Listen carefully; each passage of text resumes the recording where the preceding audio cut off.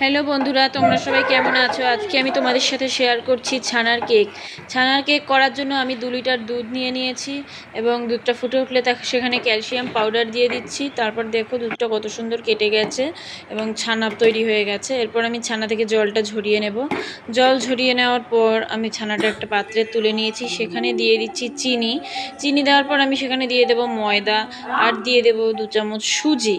2 চামচ সুজি, ময়দা এবং চিনি দেওয়ার পর আমি ময়দার সাথে ছানাটাকে ভালোভাবে মিশিয়ে নেব এবং দিয়ে দিচ্ছি এখানে বেকিং পাউডার সামান্য পরিমাণে। এরপর একটা ব্যাটার তৈরি করে রাখলাম। এরপর একটা বাটিতে একটা কাগজ কেটে দিয়ে তার মধ্যে আমি তেল দিয়ে দিয়েছি যাতে ব্যাটারটা দেওয়ার পর লেগে না যায়। এবার ব্যাটারটা আমি বাটিতে দিয়ে এইভাবে কড়াইয়ের মধ্যে দিয়ে দিচ্ছি। যেহেতু আমার কাছে কোনো কেক করার মেশিন বা মাইক্রোওভেন নেই, তাই আমি এইভাবেই কেকটা তৈরি করছি। এরপর আমি কড়াইয়ে ঢাকা দিয়ে দিচ্ছি। এরপর দেখো কেকটা তৈরি হয়ে গেছে। এরপর আমি একটা পাত্রে নামিয়ে নিচ্ছি।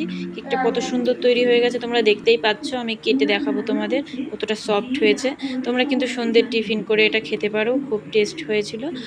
কেমন লাগলো তোমাদের ভিডিওটা কমেন্ট করে অবশ্যই জানিও। টাটা।